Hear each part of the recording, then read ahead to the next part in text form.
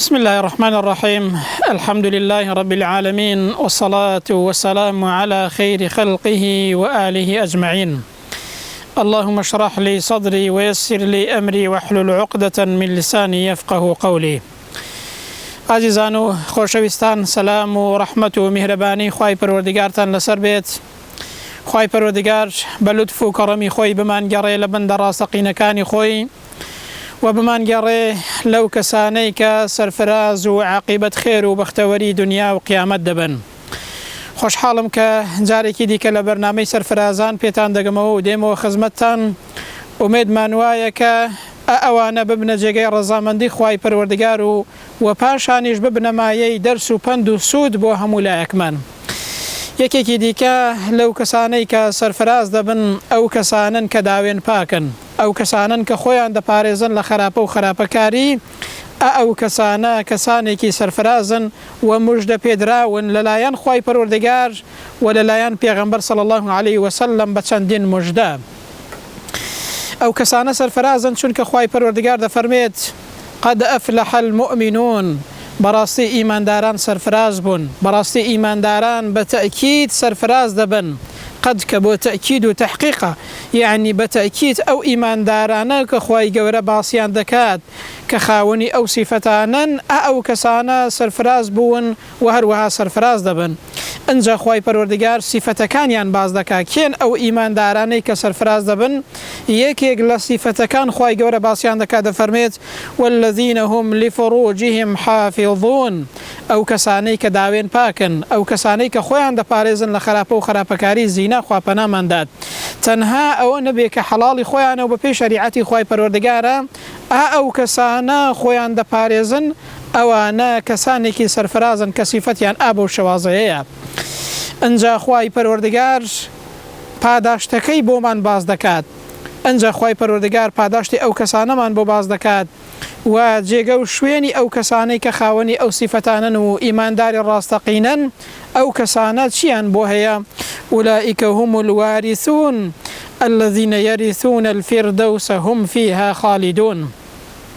ئەو کەسانە میراتگرن. ئەو کەسانە چی بە میرات دەگرن؟ بەهەشتی خوای پەروەردگار، نەک هەر بەهەشت، فیردەوس الئەعلا بە میرات دەگرن.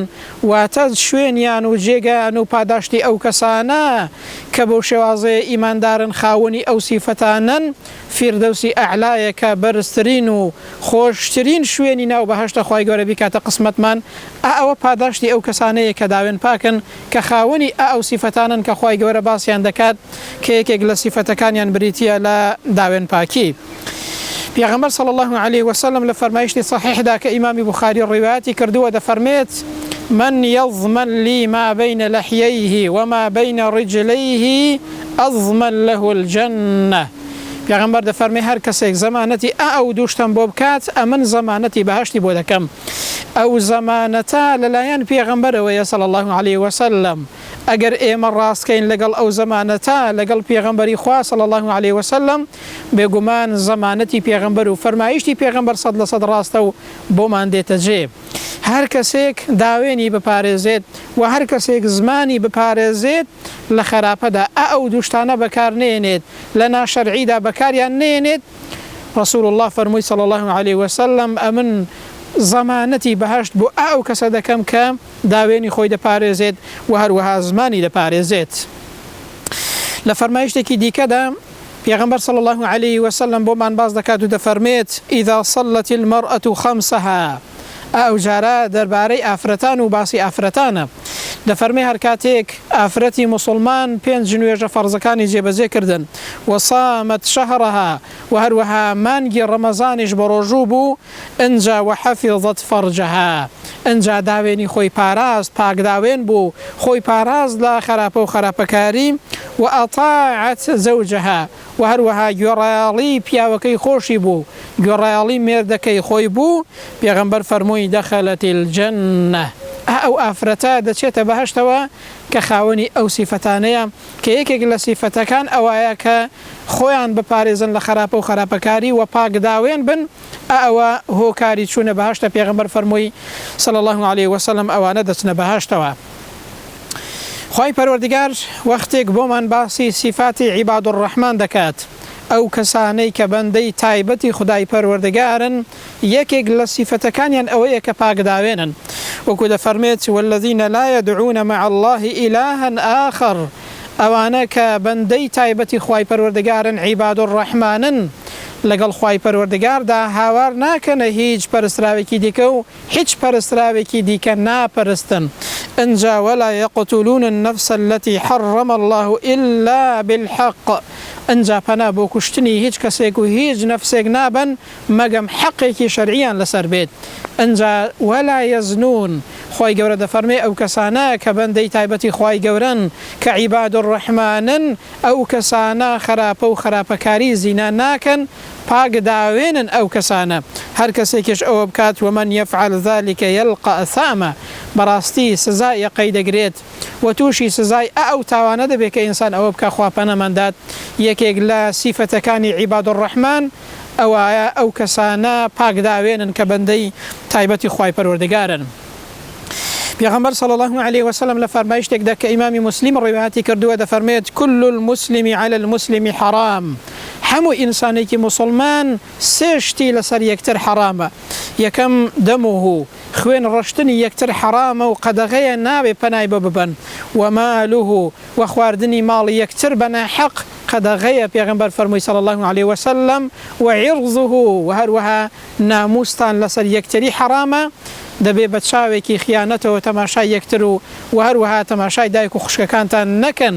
لە ئەوانەی کە لە بەرامبەرتاندا و هەر کەسێکی مسلمان هەر ئافرەتێکی مسلمان بە دایک و خوشکی ئینسانی مسلمان حسابە بۆیە پێغەمبەر فەرمووی صلی الله علیه و سلم ئەوانەتان لەسەر یەکتری حرامە لە وتاری ماڵ ئاواییشا لە حەجە ئاماژەی بەوە کرد پێغەمبەر صلی الله علیه و سلم کە ناموستان لەسەر یەکتری حرامە و هەروەها قەدەغە کراوە لە فەرمایشتێکدا کە فەرمایشتێکی صحیحە ئەبی ئومامە بەمان دەگەڕێتەوە دەفەرمێ گەنجێک هاتە خزمەتی پێغەمبەر صلی الله علیه و سلم گوتی ئەی پێغەمبەری خوای ڕێگام بدا بۆ ئەوەی کە زینا بکەم خوا پەنامەندات ئەو خراپەیە بکەم خەڵک زۆر سەرزەنشتیان کرد هاوڵان و خەریک بوون وەکو بڵێ ئەزیەت و ئازاری بدەن پێغەمبەر صلی الله علیه و سلم فەرمووی لێی گەڕێن لێم نزیککەنەوە ئەو گەنجەیە ئامۆژگاریەکی جوانی دەکات و ئامۆژگاریەکی زۆر پڕمانای دەکات کە ئەو ئامۆژگاریە بۆ ئێمەشە بۆ هەر مسلمانێکیشە بۆ هەموو مسلمانان و ئومەتی ئەو پێغەمبەرەیە صلی الله علیه و سلم کە لە بەرچاوێ بگرن پێغەمبەر فەرمووی ئەی گەنج ئایا پێت خۆشە خەڵک لەگەڵدا کە زینا بکات پیاوەکە فەرمووی نەخەیر ئەی پێغەمبەری خوای نەسوێن بەخوای پێم خۆش نییە بەدایک و بایکەوە بە قوربانت بم ئەنجا پێغەمبەر فەرمووی صلی الله علیه و سلم دەی خەڵکیش بە هەمان شێوازدایکی هەیە و پێی خۆش نییە لەگەڵیدا ئەو خراپەیە بکەی ئەنجا پێغەمبەر فەرمووی صلی الله علیه و سلم ئایا پێت خۆشە لەگەڵ کچەکەتدا لەگەڵ خوشکەکەتدا و تەنانەت لەگەڵ پورەکەشتدا ئەو تاوانە بکرێت و ئەو خراپەیە بکرێت ئەو گەنجەیە فەرمووی نەخەیر ئەی پێغەمبەری خوای صلی الله علیه و سلم دەی فەرمووی بە هەمان شێواز خەڵکیش کچی هەیە و هەروەها خوشکی هەیە و پوری هەیە و هەروەها هەموو خزم و کەسوکارێکی هەیە هیچ کەسێک پێی خۆش نییە ئەو خراپەیە و ئەو گوناهە و ئەو خراپە قێزەونە لەگەڵ دایک و خوشکیدا بکرێت تەنانەت لەگەڵ پوریشیدا بکرێت تەنانەت لەگەڵ خزمێکی دووریشدا ئینسان ئامادە نییە پێی خۆش بێکە ئەو خراپەی لەگەڵدا بکرێت بۆیە پێغەمبەر فەرمووی صلی الله علیه و سلم دەی خەڵکیش بە هەمان شێوازە پێی خۆش نییە ئەو خراپە لەگەڵ دایک و خوشک و پور و هەروەها کچکیدا بکرێت و پێغەمبەر صلی الله علیه و سلم دەستی خستە سەرشانی دوعای بۆ کرد و فەرمووی ئەی خوای پەروەردگار لێی خۆش بە و هەروەها دڵ و دەرونی پاکەوە و هەروەها داوێنی پاکەوە سبحان الله ئەو گەنجە لە دوای ئەوە دەفەرمێ ئەو تاوانەی لەبەر بێزە و جارێکی دیکە نەداوای کردەوە و نەپەنای بردەوە بۆ ئەو تاوانە تەوبەی کرد و گەڕایەوە بۆ لای خوای پەروەردگار دەی و فەرمایشتە پێمان دەڵێت بەڕاستی پێغەمبەر صلی الله علیه و سلم ئامۆژگاری ئەو گەنجە دەکات و ئامۆژگاری ئێمەش دەکات هەر وەکو چۆن ئینسان بۆ دایک و خوشکی خۆی بۆ خزم و کەسوکاری خۆی بۆ کچەکەی خۆی پێی خۆش نییە کە خەڵک ئەو خراپەی لەگەڵدا بکات لە بەرامبەریدا ئەو تاوانە قێزەونە بکات کە کۆمەڵگا تێک دەدات کە نەسەبەکان تێکەڵ دەکات کە کۆمەڵگا تووشی دوژمنکاری دەکات دەی بە هەمان شێواز خەڵکیش پێخۆش نییە ئینسان دەبێ بیرکاتەوە هەر تاوانێک دەکەی خۆت بخە شوێنی ئەو کەسە بزانە خۆت ڕازی دەبی بەو تاوانەیە ئەنجا تاوانەکەت لەبەر دەبێزێت و ئەوە هانت دەدا بۆ ئەوەی کە ئینسان ئەو تاوانەیە نەکات خۆی گەورە پەناماندات. ئیمامی ئەحمەد دەفەرمێت لە دوای کوشتن هیچ تاوانێک لە زینا گەورەتر نییە. طبعا لە دوای ئەوەش کە ئینسان هاوبەش بۆ خوای پەروەردگار بڕیاردە چونکە هاوبەش تاکە گوناهێکە کە باڵانسی ئینسان سفر دەکاتەوە و ئینسان پێی لە ئیمان دەردەچێت ئەگەر عوزری شەرعی نەبێت. دەفەرمێت لە دوای کوشتن زینا لە هەموو گوناهێکی گەورەترە و هەروەها قەباحەتەکەی خراپترە. بۆیە خوای گەورە دەفەرمێ وەلا تەقڕەبوو الزینا لە زینا نەک هەر نەیکەن بەڵکو نزیکی نەکەونەوە یعنی ئەوەی کە تووشتان دەکات ئەوەی کە بەرەو ئەو خراپەیەتان دەبات ئەوەی کە مقدیمە و پێشەکیە بۆ ئەو تاوانە لی نزیک نەکەونەوە ئەوەش نەکەن چونکە جاری وهەیە ئینسان لە نەزەڕێکەوە تووشی ئەو تاوانە دەبێ خوای گەورە پەنامامدات. بۆچی ئینەهو کانە فاحیشە خوای گەورە سەبەبەکەیمان بۆ باز دەکات بۆچی ئێمە نابێ نزیکی کەوینەوە چونکە ئەوە کارێکی زۆر خراپە کارێکی زۆر قێزەونە چونکە کۆمەڵگا تێک دەدات بەرەو دوژمنکاری دەبات وەسا ئەسەبیلە و خراپترین ڕێگاشە کە نەسەبەکان تێکەڵ دەکات خوای گەورە پەناماندات. خوای گەورە دەفەرمێت لی نزیک نەکەونەوە ئەوەشی کە تووشی ئەو تاوانەتان دەکات ئەوەش نەکەن بۆ ئەوەی کە تووشی ئەو تاوانەیە نەبن. ئینسان وەختێک پەنا دەبا بۆ ئەو تاوانە خوا پەناماندات ئیمان لە دڵیدا دەردەچێت چ ئیمان بە گشتی بێت یاخود بەشێک لە ئیمان بێت یاخود ئیمانی تەواو بێت. پێغەمبەر دەفەرمێ صلی الله عليه وسلم إذا زنى العبد خرج منه الإيمان کاتێک کە ئینسان زینا دەکا خراپەکاری دەکا خوا پەناماندات دەفەرمێ ئیمان دەردەچێت لە دڵیدا ئیمان لە ناوجەستەیدا دەردەچێت وەکانە کەڵظولەتی وەکو سێبەرێک بەسەر سەریەوە ئەو ئیمانەیە دەوەستێت واتە ئەو تاوانە قەباحەتەکەی هێندە گەورەیە و هێندە خراپە ئیمان لە ناو دڵی ئینساندا لە ناو جەستەی ئینساندا نامێنێ وەختێک ئینسان ئەو تاوانەیە دەکات دوای ئەو تاوانە کە ئینسان تەوبە بکە ئەنجا ئیمان دەگەڕێتەوە بۆ ناو جەستە و بۆ ناو دڵ و دەرونی وریابایی ئینسان. پێغەمبەر دەفەرمێ صلی الله عليه وسلم وەختێک ئینسان ئەو تاوان و خراپەیە دەکات وەختێک زینا دەکات خوا پەناماندا ئیمان لە دڵیدا دەردەچێت واتە ئەو تاوانە هێندە قێزەونە لەگەڵ ئیماندا کۆ نابێتەوە ئیمانەکە لە دڵی ئینسان دەردەچێت خوا پەناماندات. بیر بکەوە ئەی ئینسان ئەی موسڵمان ئەو تاوانە زۆر گەورەیە وەخوای پەروەردگار تووڕە دەکات وەخوای گەورە زۆر پێی ناخۆشە. ئەو تاوانە چەندین عقوباتی دنیاییشی هەیە نەک عقوباتی قیامەتی. لەوانە پێغەمبەر دەفەرمێ صلی الله عليه وسلم إذا ظهر الزنا والربا في قرية لەناو هەر شار و دێهاتێکدا ئەو دوو تاوانە دەرکەوت یەکەمیان زینا دووهەمیان ڕیباخۆری و حرامخۆری ئەوە پێغەمبەر دەفەرمێ فقد أحلوا بأنفسهم عذاب الله ئەو کۆمەڵگایە ئەو خەڵکە چی لەسەر خۆی واجب دەکات و چی بۆ خۆی وا دەکات کە خۆی گەورە ئەو سزایان بۆ بێنێت عیقاب و سزای خۆی پەروەردگار وا دەکات کە بۆیان بێت و سزا تووشی سزای خۆی پەروەردگار بن. لە فەرمایشتێکی دیکەدا پێغەمبەر صلی الله عليه وسلم ئاماژە بەوە دەکات کە پێنج شت هەیە هەر کۆمەڵگایەک تووشی بێ تووشی ئەو سزایە دەبێت کە پێغەمبەر باسی کردووە صلی الله عليه وسلم. دەفەرمێ هەر کۆمەڵگایەک فاحیشە و خراپەکاری و زینایان لە ناودا بڵاو بوویەوە هەتا وەکو وای لێ هات بە ئاشکرا دەکرا یاخود بانگەشەی بۆ دەکرا. پێغەمبەر دەفەرمێ صلی الله عليه وسلم إلا فشى فيهم الطاعون چیان لە ناودا پەیدا دەبێت نەخۆشی تاعون کە مردنێکە خەڵک بە کۆمەڵ دەمرێت کە ئەوڕۆ دەبینین ئەو نەخۆشیەی کە لەو تاوانە پەیدا دەبێت کە ئایدەزە و چەندین نەخۆشی دیکەیە تەنانەت جیهان بەو پێشکەوتوی یەش لە بەرامبەریدا دەستەوستانە تا ئێستا چارەسەری بۆ نەدۆزراوەتەوە. صدق رسول الله پێغەمبەر صلی الله عليه وسلم ڕاستی فەرمووە ئەو نەخۆشیە لە ناوتاندا پەیدا دەبێت و هەروەها دەفەرمێ ئێش و ئازارێک نەخۆشیەکتان لە ناودا پەیدا دەبێت کە لە ناو ئەوانی پێشتردا نەبووە لە ناو خەڵکی پێش ئێوەدا نەبووە بەهۆی ئەو گوناه و تاوانەوە تووشی مردنی بە کۆمەڵ دەبن تووشی چەندان نەخۆشی دەبن تووشی چەندین ئافات و بەڵام موسیبەت دەبن. هەر کۆمەڵگایەک ئەو خراپەیە لە ناودا بڵاو بووە و بانگەشەی بۆ کردو و هەروەها وای لێ هات کە خەڵک بە ئاشکرا دەیکرد خوا پەناماندات. ئینسان چۆن خۆی بپارێزێت لەو گوناه و تاوانەیەوە بەچی خۆی بپارێزێت بە دوو شت کە زۆر گەرەنگە زۆر شت هەیە بەڵام دوو شت کە زۆر گەرەنگە یەکەمیان ئینسان چاوی بپارێزێت ئینسان چاوی بپارێزێت بۆچی چونکە وەکو شاعیر گوتوویەتی زۆربەی تاوانەکان لە نەزەرەوە دەست پێ دەکەن لە بینینەوە جاری وایە ئاگرێکی زۆر گەورە لە ئاگرێکی زۆر گچکەدا دەکەوێت خانوویەک دەبینی شاخێک دەبینی لە وردەبەر پێک هاتووە بەکەم مەزانە گوناهی گچکە بەکەم مەزانە چونکە ئەو شاخەی کە دەیبینی لە وردەبەر دروست بووە خانوویەک کە دروست بووە لە چەند خشتێک دروست بووە کە بەسەر یەکەوە دانراوە بووە بە خانوو بووە بە بینایەکی زۆر گەورە بۆیە ئینسان چاوی بپارێزێت چونکە نەزەر تیرێکە لە تیرە ژەهراویەکانی شەیطان هەر ئەوە نییە کە تیرێک پێت دەکەوێت بەڵکو ئەو تیرە ژەهراویە کاریگەری و ئاسەوار بەجێ دێڵێت هەر ئەوە نییە تەنها بریندارت کات بەڵکو کاریگەری بەجێ دێڵێت بەڵکو ئەو ژەهرە کار لە جەستەت دەکات ئەو نەزەڕەش کار لە دڵ و دەروونت دەکات وا لە دڵ و دەروونت دەکات کە ئەوەی کە دەیبینی دواتر دڵت داوای دەکات و ئینسان بەرەو گوناهی زیاتر و تاوانی زیاتر دەڕوات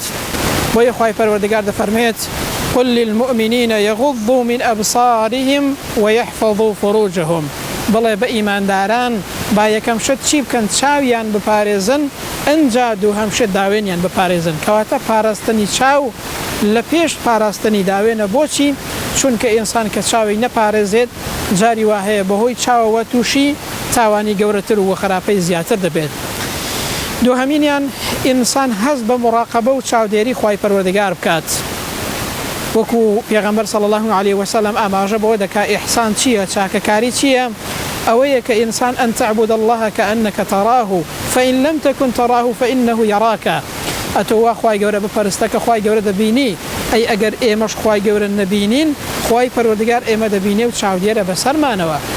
وەکو گەنجێک کاتێک کە ویستی فێڵ لە ئافرەتێک بکات و ئافرەتێک خۆی تەسلیم کات بەڵام ئەو ئافرەتەیە گوتی ئایا شەرم لە خوای پەروەردگار ناکەی هەست بە چاودێری خوای پەروەردگار ناکەی پیاوەکە گوتی کاکە خۆ کەس نامان بینێت تەنها ئەسیرەکان دیارن شەوە و تاریکەوە هیچ کەسێک نامان بینێت ئافرەتەکە گوتی ئەی ئەو کەسەی کە ئەستێرەکانی هەڵهێناوە ئەو کەسەی کە تاریکایەکەی هێناوە و دروستی کردووە ئەو دەمان بینێت شەرم لە خوای گەورە ناکەی هەست بە چاودێری خوای گەورە ناکەی پیاوەکە یەکسەر وازی هێنا و یەکسەر ئەو تاوانەی واز لە هێنا و ڕۆیشت ئەو هەستکردن بە چاودێری خوای پەروەردگار و مراقەبەی خوای گەورە